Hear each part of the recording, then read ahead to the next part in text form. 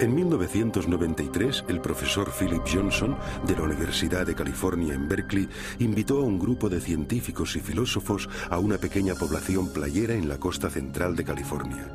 Procedían de importantes centros académicos, incluyendo Cambridge, Múnich y la Universidad de Chicago, para cuestionar una idea que había dominado la ciencia durante 150 años. Creo que Pájaro Dunes representó un punto de inflexión para muchos de nosotros. Individualmente todos teníamos interrogantes acerca de la teoría evolucionista. Cuando nos reunimos, cada uno trajo algo propio a la mesa y de repente vislumbramos una nueva manera de contemplar la vida que ninguno habíamos visto antes por separado. Por mi parte diría que este fue un intenso periodo de mi vida. Parecía que aquí había algo mucho más intelectualmente satisfactorio que el punto de vista que había mantenido hasta entonces.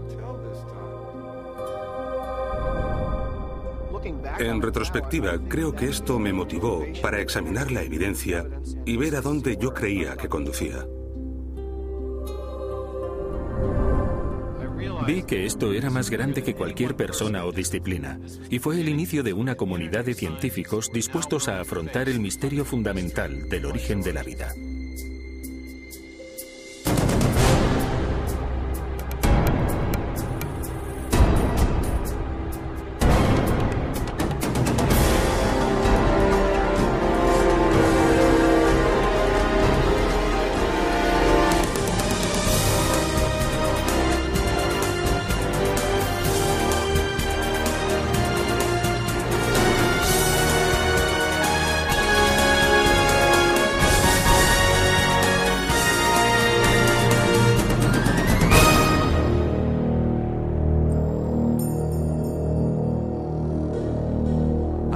A veces me pregunto cómo es que alguien habla de otra cosa, porque no hay nada más interesante. ¿De dónde venimos? ¿Cómo hemos llegado aquí? ¿Qué nos trajo a la existencia? ¿Cuál es nuestra relación con la realidad como un todo? Contemplas la increíble diversidad y complejidad de la vida y es inevitable preguntar, ¿qué trajo todo esto a la existencia?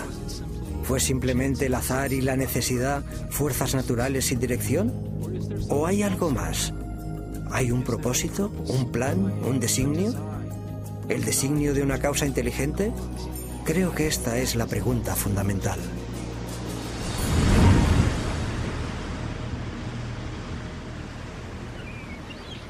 Los científicos de Pájaro Dunes emprendieron un nuevo examen del misterio del origen de la vida porque cada uno abrigaba dudas acerca de las ideas evolucionistas generalmente aceptadas. Entre ellos, el bioquímico Michael Behe cuestionaba cómo unos procesos naturales habrían ensamblado las intrincadas estructuras de las células vivas. Dean Kenyon era un biólogo evolucionista que ya no creía que la química por sí sola pudiera explicar el origen de la vida en la Tierra. Y Stephen Meyer, Paul Nelson y William Dembski buscaban un nuevo enfoque que pudiera explicar el origen de la información genética codificada en los organismos vivos. Estos científicos y filósofos comenzaron a formular una alternativa a la teoría central de la biología moderna, teoría surgida de la mente de un naturalista británico llamado Charles Darwin. En 1831, Darwin, que a la sazón tenía 22 años, se incorporó a una expedición de exploración de 5 años preparada por el Imperio Británico. Zarpó de Inglaterra en la goleta HMS Beagle, navegó alrededor del extremo sur de América del Sur, luego se dirigieron rumbo al norte hacia una cadena de islas volcánicas en el Pacífico, las Islas Galápagos.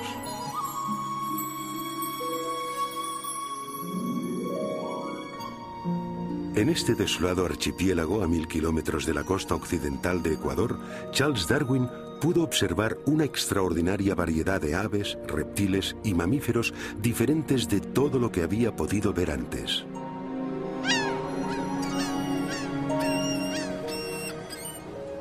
Durante más de un mes, Darwin estudió la vida vegetal y animal, tomó abundantes notas y recogió especímenes. Luego partió para no volver jamás. Durante 25 años desarrolló una teoría que explicaba el origen de las diversas formas de vida sobre la Tierra.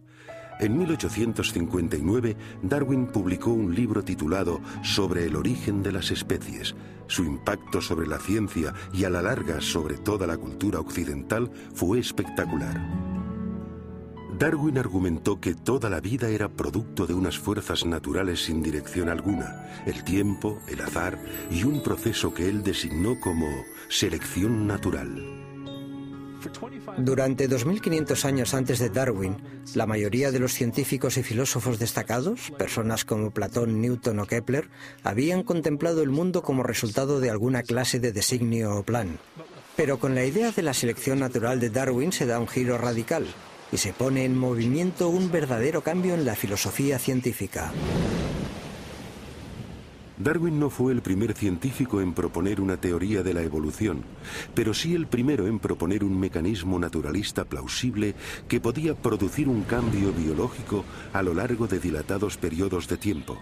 Para comprender cómo actúa la selección natural, consideremos las poblaciones de pinzones que Darwin encontró en las Islas Galápagos. 13 especies de pinzones habitan en las Islas Galápagos y varían sutilmente por lo que respecta a tamaño corporal y a la forma del pico. Darwin volvió a Inglaterra con 9 especies diferentes de estos pájaros. Según la teoría darwinista contemporánea, las diferencias en los tamaños y en las formas de los picos de los pájaros son el resultado directo de la selección natural. Un ejemplo que se cita a menudo es el de especies de pinzones granívoros.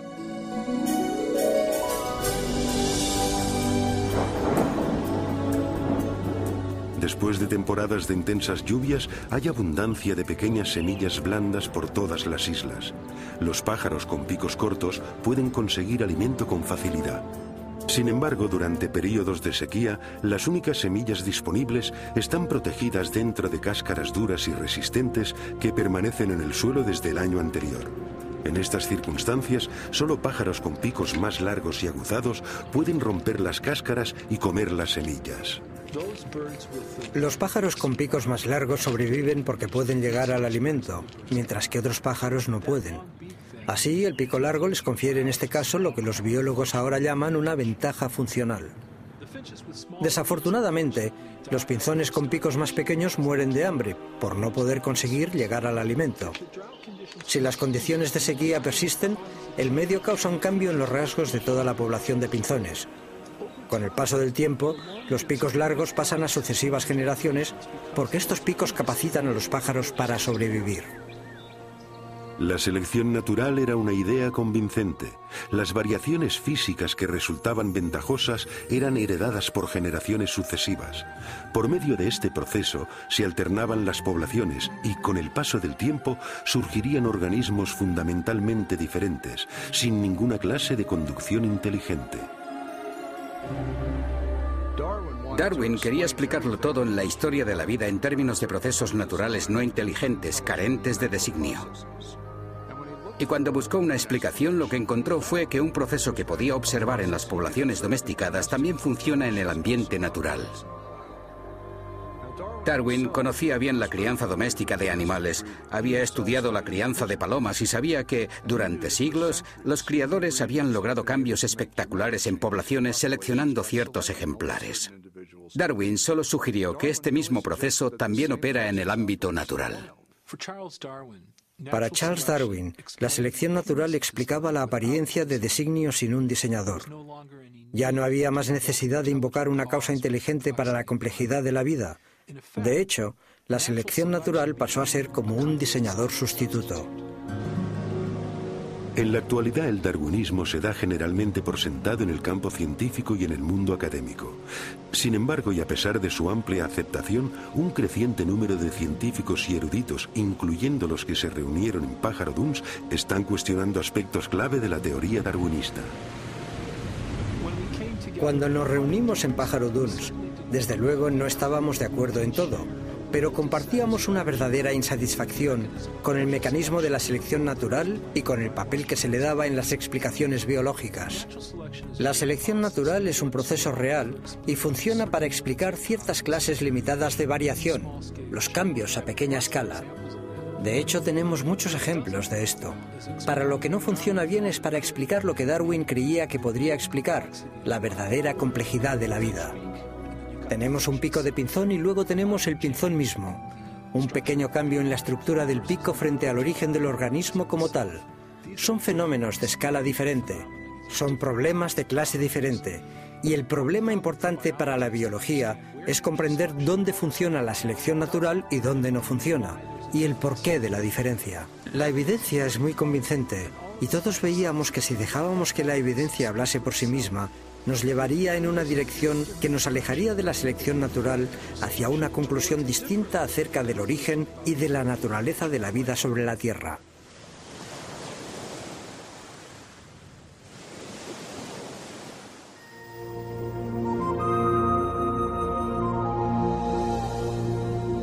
La selección natural actúa solo aprovechando pequeñas variaciones sucesivas. Nunca puede hacer un gran salto repentino, sino que ha de avanzar por pasos cortos y seguros, aunque lentos.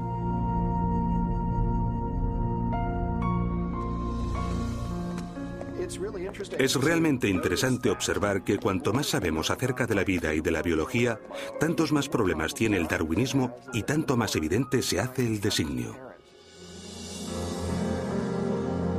Desde 1988, el Dr. Michael Behe ha investigado sistemas biológicos complejos que parecen desafiar la explicación de la selección natural. Durante muchos años, creí que la evolución darwinista explicaba lo que veíamos en biología. No porque yo viera cómo podía verdaderamente explicarlo, sino porque me dijeron que lo explicaba. En las escuelas me enseñaron biología darwinista. Y luego en la facultad y en los estudios de posgrado, viví un ambiente que daba por sentado que la evolución darwinista explicaba la biología. Y de nuevo, no vi ninguna razón para dudarlo.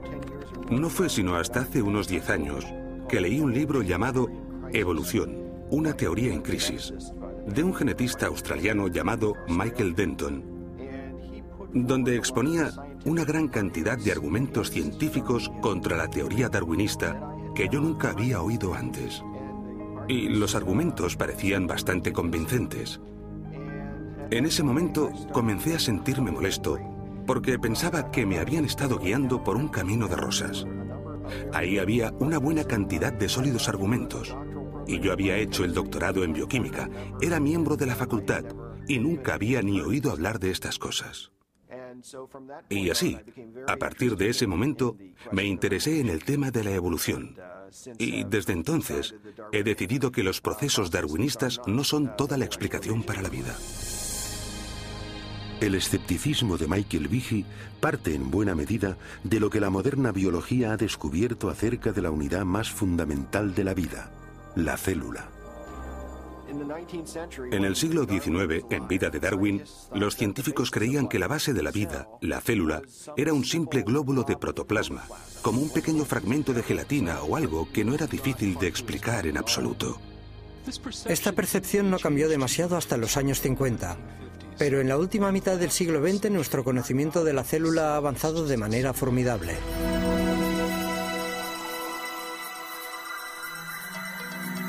En la actualidad, los potentes instrumentales revelan unos complejos mundos microscópicos, mundos tan diminutos que solo un dedal lleno de un cultivo líquido puede contener más de 4.000 millones de bacterias unicelulares. Cada una de ellas repleta de circuitos, instrucciones de montaje y máquinas miniaturizadas de tal complejidad que Charles Darwin jamás pudo haberse imaginado. En la misma base de la vida, donde las moléculas y las células realizan su función, hemos descubierto máquinas. Literalmente, máquinas moleculares.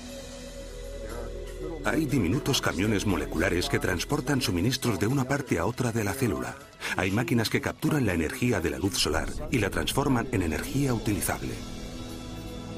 Hay tantas máquinas moleculares en el cuerpo humano como funciones realiza.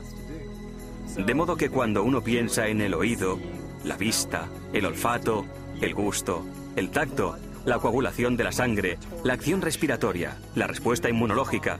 Todo esto exige una multitud de máquinas. Cuando contemplamos estas máquinas nos preguntamos ¿de dónde vienen? Y la respuesta rutinaria, la evolución darwinista, es, desde mi punto de vista, sumamente inadecuada.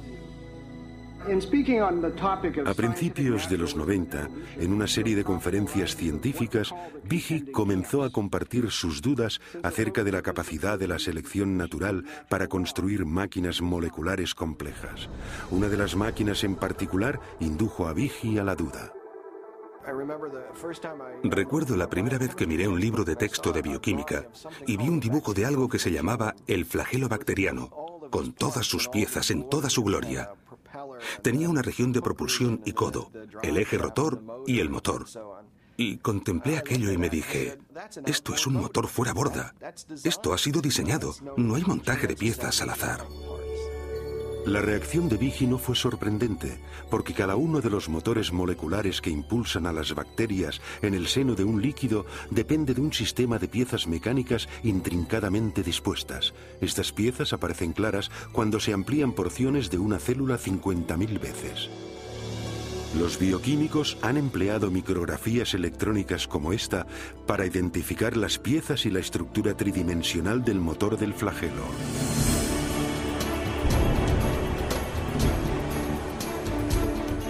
Con esta investigación han desvelado una maravilla de ingeniería a escala miniaturizada.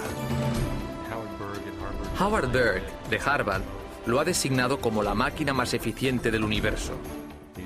Algunas de estas máquinas giran a 100.000 revoluciones por minuto y tienen una conexión fija con un mecanismo transductor o detector de señales que recibe información del medio en que se encuentra.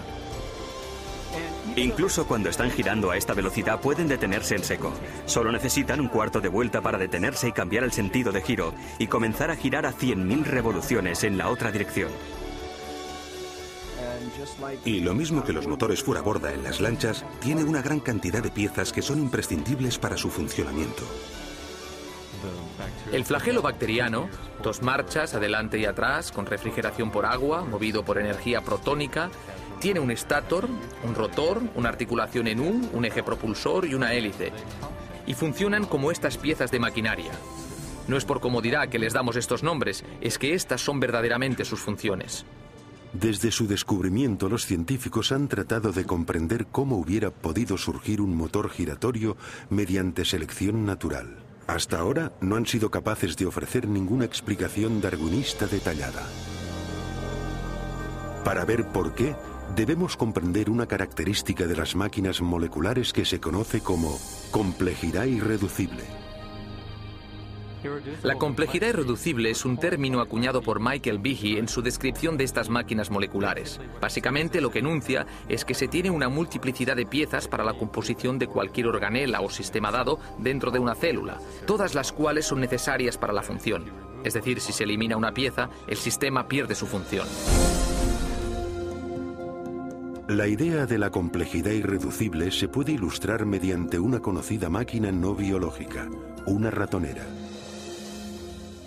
La ratonera está compuesta de 5 piezas fundamentales: un gatillo en el que se pone el cebo, un muelle potente, una delgada varilla doblada conocida como martillo, una barra retenedora para asegurar el martillo en su lugar y una base sobre la que se monta todo el sistema.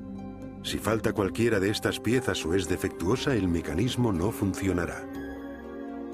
Han de estar presentes simultáneamente todos los componentes de este sistema irreduciblemente complejo para que la máquina cumpla su función: atrapar ratones. La complejidad irreducible se aplica también a las máquinas biológicas, incluyendo el motor flagelar bacterial.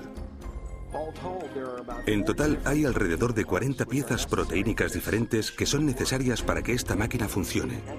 Y si falta cualquiera de dichas piezas, entonces o bien obtendremos un flagelo que no funciona debido a que le falta el codo o el eje de transmisión o lo que sea, o bien ni siquiera se montará dentro de la célula. En términos evolutivos, tenemos que poder explicar cómo se puede construir este sistema de forma gradual cuando no hay función hasta que se tienen todas estas piezas en su sitio.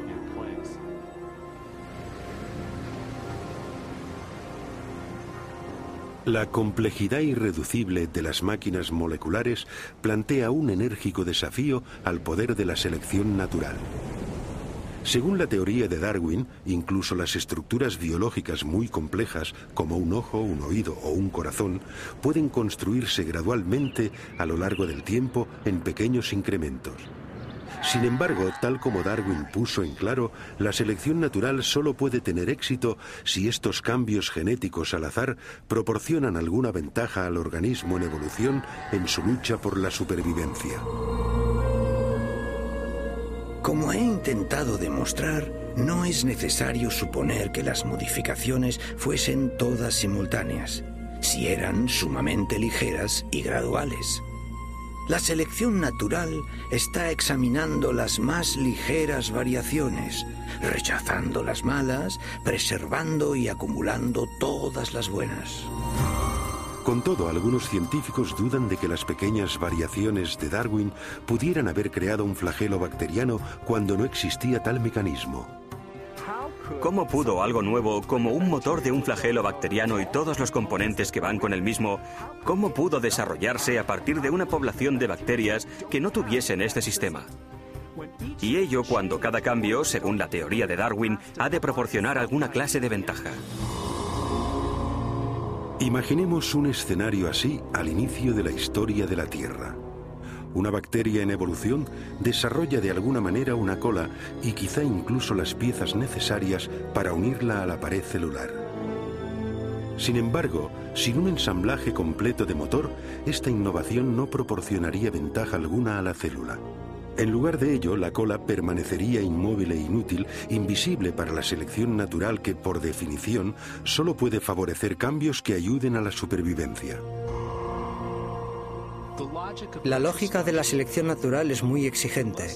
A menos que el mecanismo del flagelo esté totalmente montado y funcione de verdad, la selección natural no puede preservarlo, no puede pasar a la siguiente generación.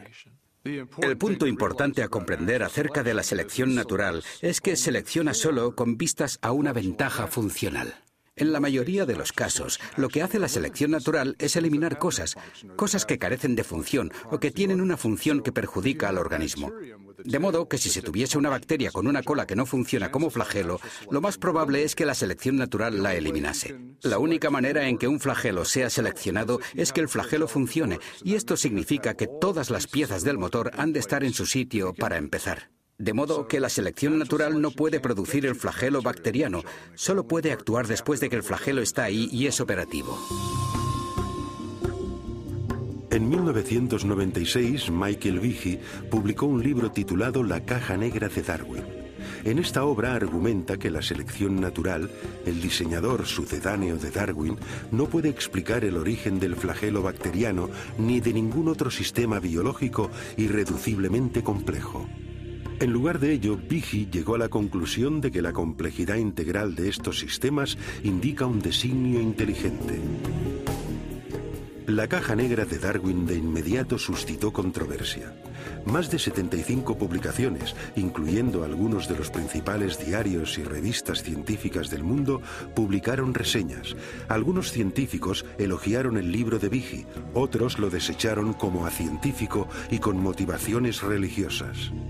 Los críticos de Behe también insistieron en que había subestimado el poder de la selección natural. Argumentaron que el motor flagelar podría haber sido construido con piezas empleadas para construir máquinas más simples, como esta bomba celular usada. Si los componentes de la bomba ya existían, podrían haber sido preservados por la selección natural ya antes de que surgiera el motor bacteriano. Esta teoría recibe el nombre de coopción. Esto básicamente dice que la evolución o la selección natural pudo en cierto momento tomar prestados componentes de una máquina molecular y utilizar algunos para construir una nueva. Scott Minnick ha estudiado el motor flagelar durante 20 años. Su investigación le ha llevado a cuestionar el argumento de la coopción. Con el flagelo bacteriano, hablamos de una máquina con 40 piezas. Sí, es cierto que 10 están empleadas en otras máquinas moleculares, pero las otras 30 son peculiares.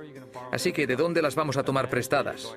Al final tendremos que explicar la función de cada una como si originalmente hubiera tenido otro propósito. Este argumento solo se puede seguir hasta el punto en que nos encontramos con el problema de que estamos tomando prestado de ninguna parte. Pero incluso si se concede que se tienen todas las piezas necesarias para construir una de estas máquinas, esto es solo parte del problema. Quizá más complejo, me parece a mí que más complejo, es el tema de las instrucciones de montaje. Esto nunca lo abordan los oponentes del argumento de la complejidad irreducible. Los estudios del motor flagelar han desvelado niveles aún más profundos de complejidad, porque su construcción demanda no solo unas piezas específicas, sino también una secuencia precisa de montaje. Las piezas deben fabricarse en el momento oportuno, con la cantidad apropiada de componentes. Deben montarse secuencialmente. Hay que poder saber si se han montado correctamente, a fin de no malgastar energía en una estructura que no va a ser funcional. La construcción de una máquina molecular ha sido comparada con la edificación de una casa. Los obreros siguen unos planos e instrucciones detalladas de montaje. Los cimientos de la casa se echan antes de levantar las paredes. Las tuberías y la electricidad se instalan antes del acabado de las paredes, las ventanas antes del recubrimiento de las paredes y las tejas se ponen solo después de la primera cubierta impermeable del tejado. Y así sucede con la construcción del motor flagelar. Esta estructura se construye de dentro hacia afuera. Se cuenta la cantidad de componentes en una estructura anular de un estator y cuando esto queda montado, se recibe una realimentación que dice, vale, no más de este componente. Se añade el eje, se añade un anillo, se añade otro eje. Y cuando la articulación en U ha llegado a un cierto tamaño y a un cierto grado de curvatura, más o menos un cuarto de giro, esto se cierra. Y luego empiezan a añadirse los componentes para el propulsor. Todos estos componentes se montan en una secuencia precisa, tal como se hace con el edificio. La construcción correcta del motor requiere un complejo sistema de máquinas que coordinen el temporizado de las instrucciones de montaje. Pero ¿cómo puede la selección natural construir un sistema así? El argumento de la coopción no explica lo que vemos aquí. Para poder construir el mecanismo del flagelo o decenas de miles de otros mecanismos semejantes en la célula, son necesarias otras máquinas que regulen el montaje de estas estructuras, y estas máquinas precisan de otras máquinas para su montaje. Solo que falte una de estas piezas o que esté donde no le corresponde, el motor no funcionará. De modo que el sistema para montar el motor flagelar es el mismo irreduciblemente complejo. De hecho, lo que tenemos aquí es complejidad irreducible en cascada. Sabemos mucho acerca del flagelo bacteriano. Todavía tenemos mucho que aprender, pero sabemos mucho acerca de él. Y no hay explicación acerca de cómo esta compleja máquina molecular fue jamás producida por un mecanismo darwinista. Hace 150 años los científicos no tenían conocimiento de las máquinas moleculares de complejidad irreducible. Sin embargo, Charles Darwin consideró la dificultad que sistemas como estos podrían plantear a su teoría. Si pudiera demostrarse que ha existido un órgano complejo que no se formó por numerosas y pequeñas modificaciones sucesivas, mi teoría fracasaría por completo.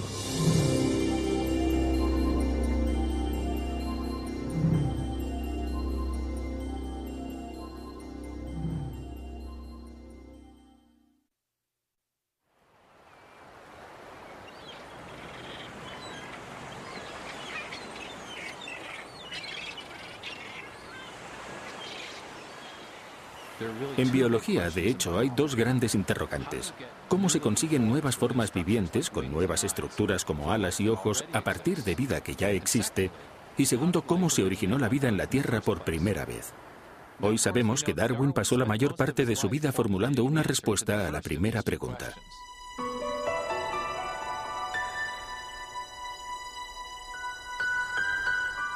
Charles Darwin comparaba la historia de la vida en la Tierra con un gran árbol con ramas. La base del árbol representaba la primera célula viviente y las ramas eran nuevas formas de vida más complejas que habían evolucionado a partir del primer organismo primitivo. Darwin intentaba explicar cómo se habían originado las ramas del árbol de la vida. Intentaba mostrar cómo la selección natural pudo haber modificado los organismos existentes para producir la gran diversidad de vida vegetal y animal que llena hoy la Tierra. Pero cuando se trataba de la base del árbol, que representa el origen de la vida primera, de la primera célula viva, Darwin tenía muy poco que decir. De hecho, en El origen de las especies, ni siquiera trató la cuestión de cómo la vida pudo haberse originado de la materia no viviente. Las únicas pistas que tenemos de las opiniones de Darwin acerca de esta cuestión aparecen en una carta que envió a un colega llamado Joseph Hooker.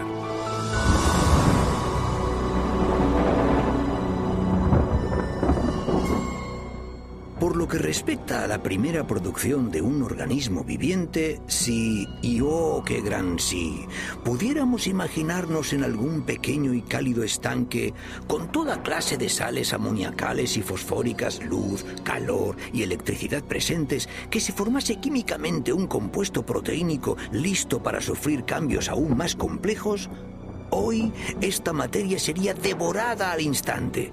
Pero puede que esto no fuese así antes que se formasen criaturas vivientes.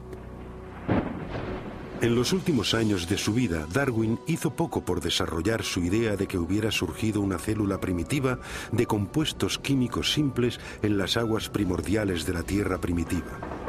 Pero más adelante, en los años 20 y 30, un científico ruso llamado Alexander Oparin formuló una detallada teoría acerca de cómo esto hubiera podido suceder y la llamó evolución química. Oparin creía que podía explicar el origen de la primera vida con los principios darwinistas. Él imaginó unos compuestos químicos simples que se combinaban y recombinaban para formar moléculas de mayor tamaño. Y entonces éstas se organizaban a sí mismas con la ayuda de variaciones al azar y de la selección natural para constituir la primera célula primitiva. En las 3 décadas siguientes, muchos científicos trabajaron para desarrollar y afinar estas ideas, mientras ponderaban las cuestiones suscitadas tanto por Oparin como por Darwin. ¿Cómo pudo evolucionar la vida a partir de unos compuestos químicos simples? Un hombre creyó que lo sabía. El problema de los orígenes biológicos, por un largo tiempo, diría yo, ha sido de un profundo interés para mí precisamente por la escala del problema, por su importancia. ¿De dónde venimos? ¿Por qué estamos aquí? Toda esta clase de preguntas, exploradas desde el punto de vista de la ciencia natural. Desde finales de los 60 hasta principios de los 80, Dean Kenyon fue uno de los teorizadores químicos evolucionistas pioneros del mundo. Y como otros en su campo, intentaba explicar cómo comenzó la vida por un proceso puramente natural. En 1969, Kenyon fue coautor de un importante libro sobre el origen de la vida. Gary Steinman y yo mismo creíamos que si lográbamos reunir en una exposición seguida todas las líneas de evidencia empírica acumuladas desde los 60, nos entusiasmaba la posibilidad de explicar el origen de los principales elementos componentes de la vida.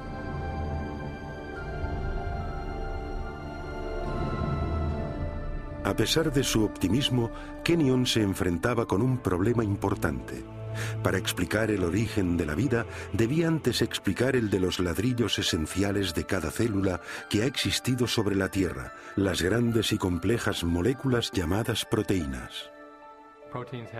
Las proteínas tienen una amplia gama de funciones en la célula, desde los requisitos estructurales, en términos del andamiaje de la célula, el citoesqueleto, a los enzimas, donde se están procesando moléculas para captar energía o para construir componentes de la célula. Las proteínas realizan muchos de los trabajos en el interior de la célula, excepto almacenar información genética. Esto se deja para el ADN y el ARN. Las proteínas realizan tareas como la limpieza de la célula y la producción de energía.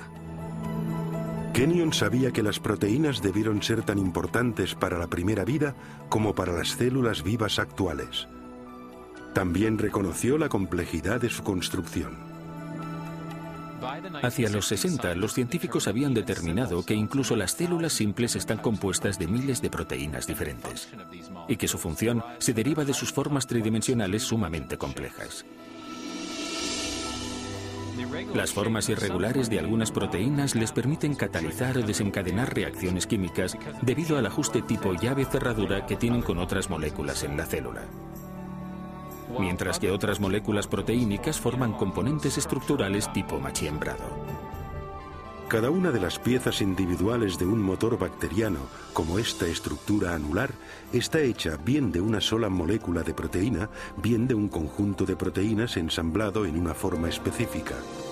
Estas proteínas están constituidas a su vez por unas unidades químicas más pequeñas llamadas aminoácidos enlazadas en largas cadenas. Aparece un gran nivel de complejidad de arquitectura en estas unidades celulares, en estos aminoácidos constituyentes de las proteínas. En la naturaleza se emplean 20 tipos diferentes de aminoácidos para construir cadenas de proteínas. Los biólogos los han comparado con las 27 letras del alfabeto. Las letras del alfabeto se pueden ordenar en una enorme cantidad de combinaciones posibles, y es la disposición de la secuencia de las letras la que determina si tenemos palabras y oraciones con significado. Si las letras están bien colocadas, se obtiene un texto con sentido, pero si no se ordenan de forma correcta, se obtiene una jerigonza. El mismo principio sirve para los aminoácidos y las proteínas. Hay al menos 30.000 tipos distintos de proteínas, cada una a partir de una combinación diferente de los mismos 20 aminoácidos. Estos están ordenados como las letras para formar cadenas de, a menudo, cientos de unidades. Si los aminoácidos son secuenciados correctamente, la cadena se doblará para formar una proteína funcional. Las proteínas se ordenan con sus aminoácidos de tal manera que los aminoácidos caen el uno sobre el otro, en una arquitectura que está preprogramada por el orden de los aminoácidos. Se dobla formando una estructura específica y esta estructura puede realizar una determinada función, de modo que todas las proteínas en una célula tienen una forma tridimensional, basada en la secuencia de los aminoácidos en la cadena. Esta disposición es crítica, porque si los aminoácidos están secuenciados de manera incorrecta, se forma una cadena inútil y en vez de doblarse para formar una proteína, será destruida dentro de la célula. Las proteínas, como lenguajes escritos o códigos de ordenador, poseen un elevado grado de especificidad. La función del todo depende de la disposición precisa de las partes individuales. Pero, ¿qué es lo que produce el secuenciado preciso de los aminoácidos que da lugar a las formas y funciones específicas de las proteínas? Durante los 50 y 60, los descubrimientos acerca de las estructuras de las proteínas obligaron a los biólogos a hacer frente a este misterio. Dean Kenyon creía que lo podría solucionar. En su libro Predestinación bioquímica, Kenyon y su coautor Gary Steinman propusieron una intrigante teoría. Kenyon escribió: la vida pudo haber estado bioquímicamente predestinada por las propiedades de atracción que existen entre sus componentes químicos, en particular entre los aminoácidos en las proteínas. Cuando apareció Predestinación bioquímica, mi coautor y yo estábamos totalmente convencidos de que teníamos una explicación científica para los orígenes. Kenyon propuso que las propiedades químicas de los aminoácidos hacían que fuesen atraídos entre sí para formar las largas cadenas que llegaron a ser las primeras proteínas, los componentes más importantes de la célula viva. O sea que la vida era efectivamente inevitable, predestinada por nada más que la química. Muchos científicos abrazaron las ideas de Kenyon y durante los siguientes 20 años, Predestinación bioquímica se convirtió en un bestseller sobre la teoría de la evolución química. Pero 5 años después de la publicación del libro, Kenyon comenzó a dudar de la credibilidad de su propia teoría. Fue durante este periodo de tiempo que se manifestaron mis dudas acerca de ciertos aspectos del pensamiento evolucionista, al entrar en contacto con un sólido contraargumento que me planteó uno de mis estudiantes, que yo no pude refutar. Kenyon se vio desafiado a explicar cómo se podrían haber ensamblado las primeras proteínas sin la ayuda de instrucciones genéticas. En las células vivientes actuales, las cadenas de aminoácidos no se forman directamente por atracción entre sus componentes, el escenario que Kenyon postulaba para la Tierra primitiva. En su lugar, otra gran molécula dentro de la célula almacena instrucciones para secuenciar los aminoácidos en las proteínas. Se llama ADN. Al principio, Kenyon creía que las proteínas podrían haberse formado directamente a partir de los aminoácidos sin las instrucciones del montaje del ADN. Por eso es que tantos científicos estaban entusiasmados con su teoría. Pero cuanto más aprendía acerca de las propiedades de los aminoácidos y de las proteínas, tanto más comenzó a dudar de que las proteínas pudieran autoensamblarse sin ADN. En el ADN, Kenyon se encontró con una molécula con una propiedad que no podía explicar mediante procesos naturales. Porque encerrada con seguridad dentro de su estructura de doble hélice, existe abundante información en forma de compuestos químicos con una secuencia precisa representada por las letras A, C, T, G. En la escritura la información se comunica por un ordenamiento preciso de las letras. De igual modo, las instrucciones necesarias para ensamblar aminoácidos para formar proteínas son transmitidas por las secuencias de componentes químicos ordenados en la estructura del ADN. Este código químico ha sido llamado el lenguaje de la vida y es el conjunto de información más compacto y elaborado al menor detalle en todo el universo conocido. Como otros científicos que trabajaban en el origen de la vida, Kenyon se dio cuenta de que tenía dos opciones. Debía explicar o bien la procedencia de estas instrucciones genéticas de ensamblaje, o bien cómo surgieron las proteínas directamente de los aminoácidos sin ADN en los océanos primordiales. Y al final vio que no podía explicar ni lo uno ni lo otro.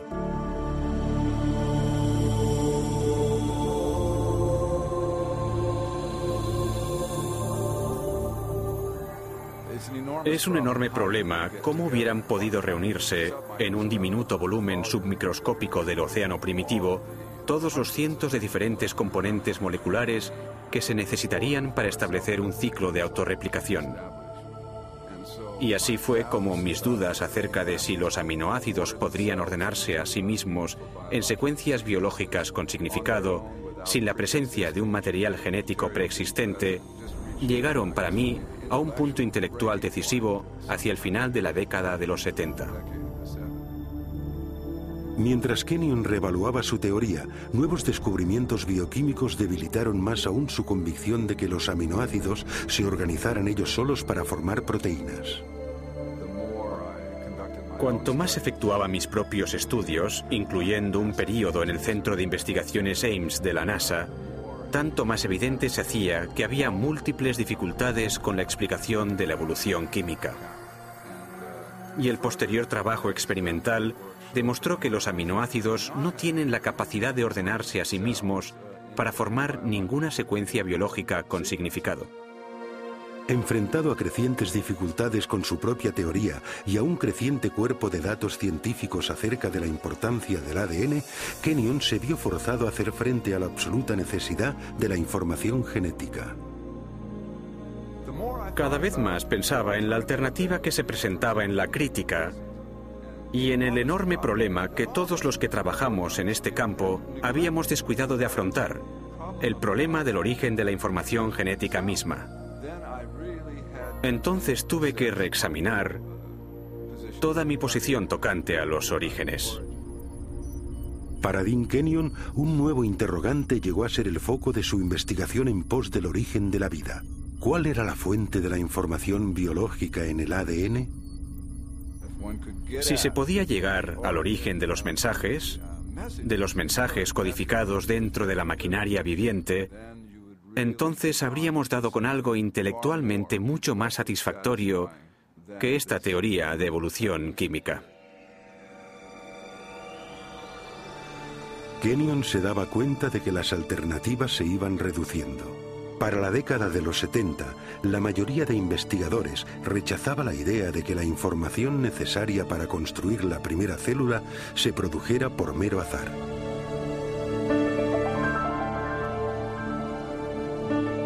Para comprender la razón, consideremos la dificultad de generar un par de líneas del Hamlet de Shakespeare dejando caer letras del juego Scrabble sobre una mesa. Luego, Pensemos que las instrucciones genéticas específicas para construir las proteínas ni del organismo unicelular más simple llenarían cientos de páginas de texto impreso. Los biólogos serios que estudian el origen de la vida no creían que ésta hubiera surgido solo al azar. Se imaginaban a la selección natural actuando sobre variaciones al azar entre compuestos químicos para producir la primera vida. Pero había un problema con esta propuesta. Por definición, la selección natural no podría haber funcionado antes de la existencia de la primera célula viva, porque solo puede actuar sobre organismos capaces de reproducirse, las células dotadas de ADN que pasan sus cambios genéticos a generaciones futuras.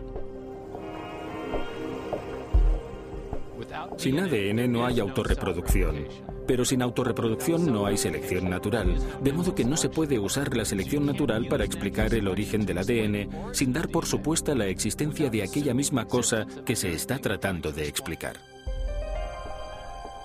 El azar, la selección natural y su propia teoría de autoorganización, todo había fracasado para explicar el origen de la información genética. Ahora Kenyon veía solo una alternativa. No hay ni la más ligera posibilidad de un origen evolutivo químico, ni siquiera para la más simple de las células. De modo que el concepto de un designio inteligente de la vida me resultó inmensamente atractivo y con mucho sentido, ya que coincidía estrechamente con los múltiples descubrimientos de la biología molecular. En los años transcurridos desde el rechazo de la evolución química por parte de Kenyon, la ciencia ha desvelado los detalles de todo un sistema de procesado de la información que lleva la marca del designio inteligente.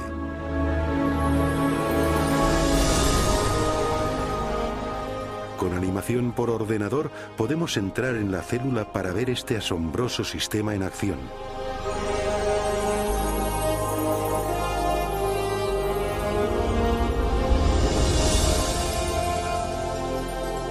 Después de entrar en el núcleo de la célula, vemos las hebras del ADN bien enrolladas. Son las bibliotecas de instrucciones necesarias para construir cada proteína en un organismo.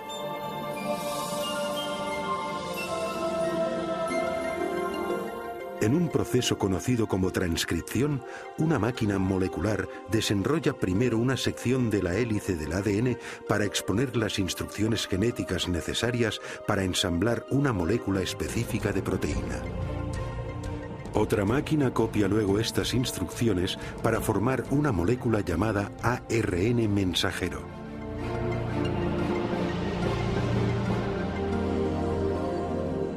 Cuando se ha completado la transcripción, la delicada hebra de ARN lleva la información genética a través del complejo de poros del núcleo, el regulador de tráfico adentro y afuera del núcleo.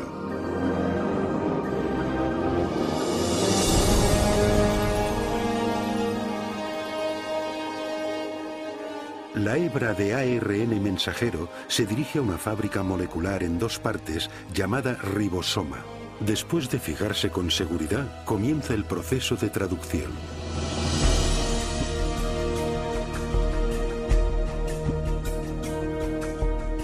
Dentro del ribosoma, una cadena de montaje molecular ensambla una cadena de aminoácidos secuenciada de una manera específica. Estos aminoácidos son transportados desde otras partes de la célula y luego son ensamblados en cadenas a menudo de cientos de unidades de longitud. Su orden de secuencia determina la clase de proteína manufacturada.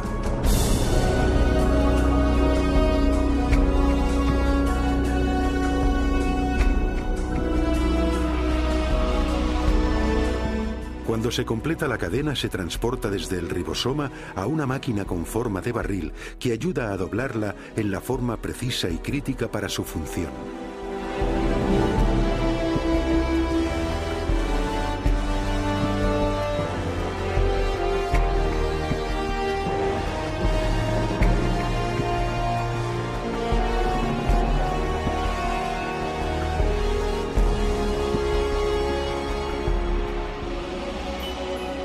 Después que la cadena queda doblada como proteína, es liberada y conducida por otra máquina molecular al lugar exacto donde se la necesita. Uno se queda totalmente asombrado Al percibir a esta escala un aparato tan finamente ajustado, un dispositivo que lleva la impronta de un diseño y producción inteligentes. Y tenemos los detalles de un inmenso y complejo ámbito molecular de procesado de información genética. Y es precisamente en este nuevo campo de la genética molecular que vemos la evidencia más convincente de designio en la Tierra.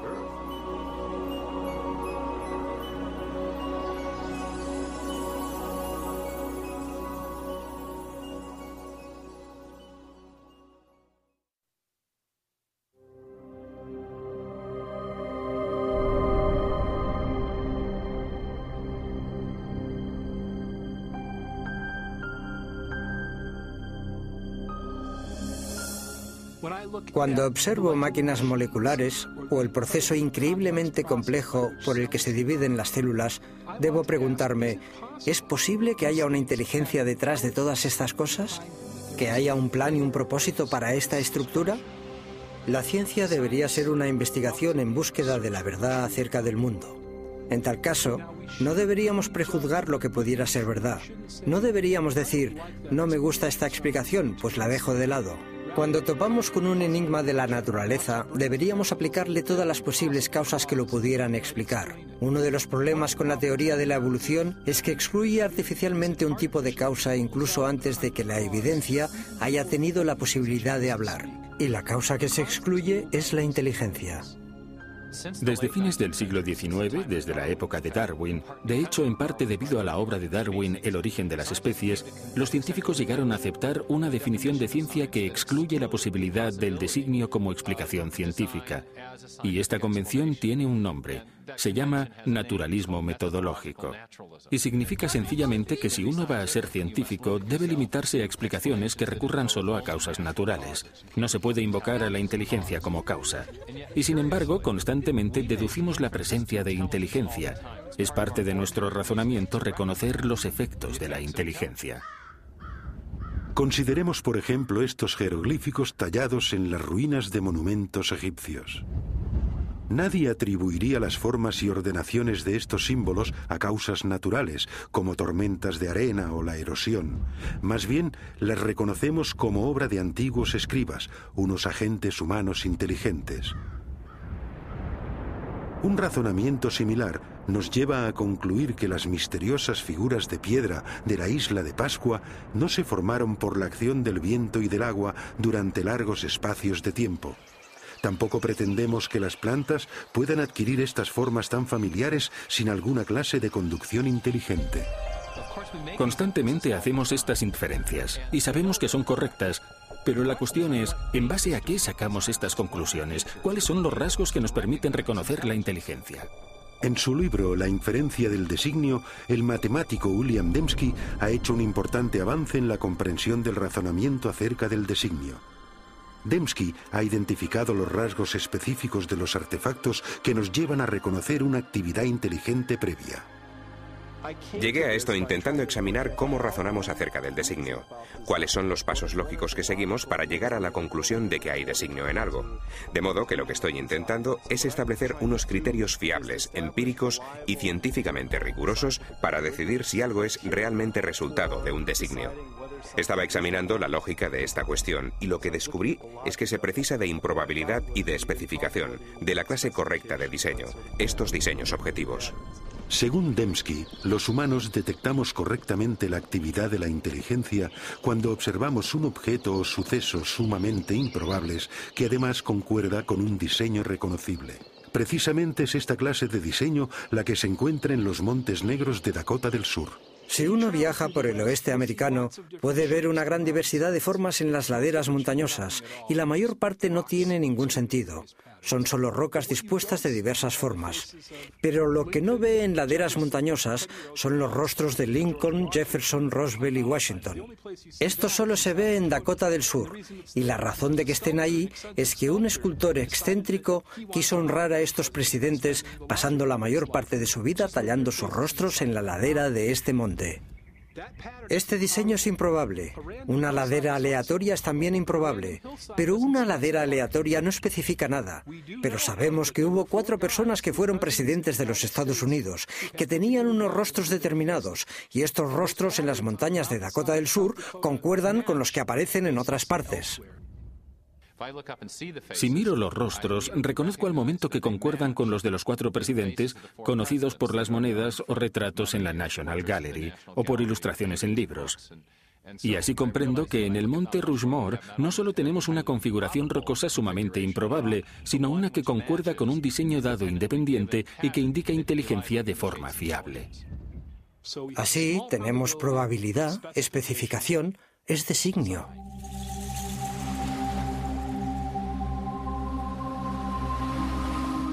En una playa, otro diseño improbable escrito en la arena ilustra cómo detectamos el diseño. Nadie inferiría que este mensaje fue escrito por el movimiento de las mareas. Al contrario, por las características de este diseño, identificamos las palabras como producto de la inteligencia. Este ordenamiento improbable también se ajusta a un diseño dado independientemente, esto es, las formas de las letras que reconocemos del alfabeto latino y las palabras que conocemos del vocabulario inglés. Y de este modo es la improbabilidad de esta disposición junto al hecho de que se ajusta a una pauta dada independientemente lo que lleva a la conciencia de que hay un designio. Esta ilustración sugiere que los criterios de William Dembski para la detección del designio, una pequeña probabilidad y especificación, son esencialmente equivalentes a información. El tipo de información presente no solo en imágenes, textos y secuencias numéricas, sino también codificada en software y en las ondas radioeléctricas. La capacidad de detectar información en transmisiones electromagnéticas ha posibilitado una singular búsqueda de inteligencia. Durante más de 3 décadas, astrónomos del programa SETI, búsqueda de inteligencia extraterrestre, han rastreado señales de radio del espacio exterior para intentar descubrir pautas llenas de información. Los radiotelescopios reciben ruido aleatorio o señales repetitivas producidas de modo natural por estrellas, galaxias y otros cuerpos celestes. Pero los astrónomos reconocen que si llegan a identificar una señal portadora de información, esto confirmaría la existencia de vida inteligente más allá de la Tierra. Algunos han especulado que una civilización extraterrestre podría haberse intentado comunicar transmitiendo mensajes en el lenguaje universal de las matemáticas, quizá mediante una pauta reconocible como una serie de números primos. Esto no se obtendría por azar. Se necesitaría complejidad o improbabilidad, muchísimos números primos y una pauta. Y tendría que ser justo la pauta adecuada, no la que uno imponga, sino una que esté ahí, objetivamente. Hasta hoy, el SETI ha fracasado en su intento de descubrir cualquier pauta o información que pudiera indicar inteligencia en una galaxia lejana. Pero en otro universo mucho más cercano a nosotros, los científicos han descubierto una gran riqueza de información dentro del núcleo de la célula viva. El ADN posee una estructura ideal para ser soporte de información. En las As, Ts, Cs y Gs, las bases de la doble hélice del ADN, hay capacidad para almacenar una prodigiosa cantidad de información. De hecho, no hay entidad en todo el universo conocido que almacene y transmita más información y de una manera más eficiente que la molécula de ADN. Una secuencia completa de ADN humano tiene 3.000 millones de caracteres individuales. El análisis de las zonas de codificación de la molécula del ADN muestra que sus caracteres químicos tienen un orden específico que les permite comunicar instrucciones o información detalladas muy parecido a letras en una frase o a dígitos binarios en un código de ordenador. Bill Gates ha dicho que el ADN es como un programa de ordenador, pero más complejo que cualquiera que hayamos podido desarrollar. Y si lo pensamos siquiera por un minuto, resulta una observación de lo más sugerente, porque sabemos que Bill Gates no emplea el viento ni la erosión ni generadores de números aleatorios para crear su software.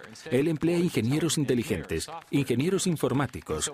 Así, todo lo que sabemos en nuestra experiencia sugiere que los sistemas ricos en información surgen del designio inteligente. Pero ¿qué hacemos del hecho de que hay información en la vida, en cada célula viva de cada organismo vivo? Este es el misterio fundamental. ¿De dónde procede esta información? Durante los últimos 15 años, el filósofo y científico Stephen Meyer ha estado trabajando para dar respuesta a esta pregunta. Meyer ha desarrollado un argumento para demostrar que el designio inteligente proporciona la mejor explicación para el origen de la información necesaria para construir la primera célula viva. Forma parte de nuestra base de conocimiento que los agentes inteligentes pueden producir sistemas ricos en información, de modo que este argumento no se basa en lo que no sabemos, sino que se basa en lo que sí sabemos acerca de la estructura de causa y efecto del mundo. Hoy en día sabemos que no hay explicación naturalista, que no existe ninguna causa natural que produzca información. Ni la selección natural, ni procesos de autoorganización, ni el puro azar. Pero sí que sabemos de una causa capaz de producir la información, y es la inteligencia. Así que cuando alguien infiere designio por la presencia de información en el ADN, de hecho está haciendo lo que en las ciencias históricas se denomina una inferencia hacia la mejor explicación.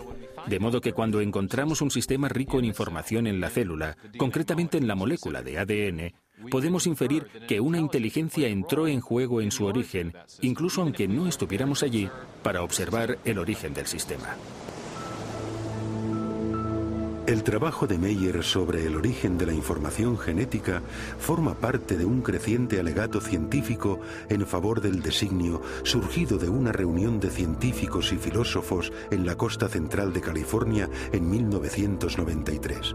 Su objetivo era reexaminar una idea que había dominado la biología durante más de un siglo. Durante el proceso concibieron una teoría que se ha conocido como designio inteligente.